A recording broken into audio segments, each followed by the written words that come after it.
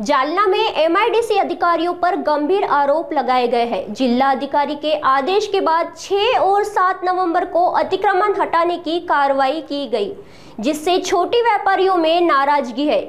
साथ ही व्यापारियों का कहना है कि इस कार्रवाई से उनकी रोजी रोटी पर असर पड़ेगा। शेख जावेद ने कहा, छोटे व्यापारी है, अतिक्रमण हटाने से व्यवसाय बंद हो जाएगा। साथ ही उन्होंने प्रशासन से पहले वैकल्पिक जगह देने की मांग की है। सांग तुझी काय मागणी? आमची एक छोटीशी वडापावची दुकान आहे, नाश्ता सेंटर आहे, पण आता ते उठू राहिले काऊन की ते म्हणते की अवैध धंदे आहे।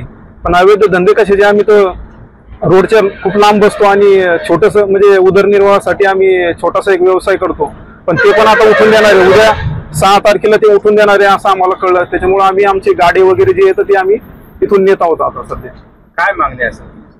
आम्ही लांब बसून म्हणजे रोडच्या लांब बसून आम्ही आमचं छोटंसं जे येतं वडापावचं किंवा मग नाश्त्याचं आम्ही करतो, पण आता ते पण उठून दिल्यावर आम्ही काय करणार आहे? म्हणजे आमचे जे लेकरं येतात ती उपाशी मारायची वेळ येईल ना याच्यामुळे। सर दादा मला सांगा, तुमची काय मागणी आहे? तुम्ही काय तक्रार दिलेली आहे? आमची मागणी अशी आहे की 29 ऑक्टोबरला कलेक्टर मॅडमने एमआयडीसी मध्ये भेट देऊन सनी पाहणी करून सनी संबंधित अधिकाऱ्याला की बाबा अतिक्रमण हटवण्याची त्यांनी काही आदेश दिला। त्या आदेशासाठी एमआयडीसीचे जे उप अभियंता आहे यांनी 6 नोव्हेंबर आणि 7 नोव्हेंबरला अतिक्रमण हटवण्याची नोटीस दिल्या। गोरगरीब जे पान टपऱ्यावाले आहेत, जे छोटे मोठे 400-500 रुपये रोज कमवून आपल्या परिवाराचा उदरनिर्वाह करतात, अशा लोकांना नोटीस देऊन काही त्यांचे टपरे वगैरे हटवण्याचं ते काम करणार आहेत।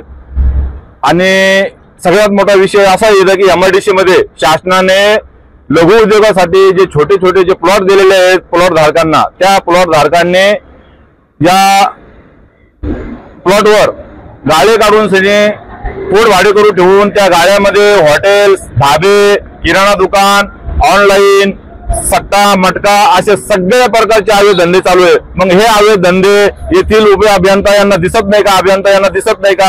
आमचा असा आरोप आहे, आमची अशी तक्रार आहे। आम्ही कलेक्टर मॅडमला ही तक्रार करणार आणि शासनाकडे तक्रार करणार आहे की येथील हे जे प्लॉटवाले आहेत यांनी गाळे काढून संजय जे सर्रास अवैध धंदा चालू केला, यांचा वाटा, यांचा हिस्सा येथील ज्या एमआयडीसीचे अभियंता असतील, उप अभियंता असतील, कोणतेही जे शासकीय अधिकारी असतील त्यांना ही हिस्सा जातोय असा आमचा आरोप आहे त्यांच्यावर।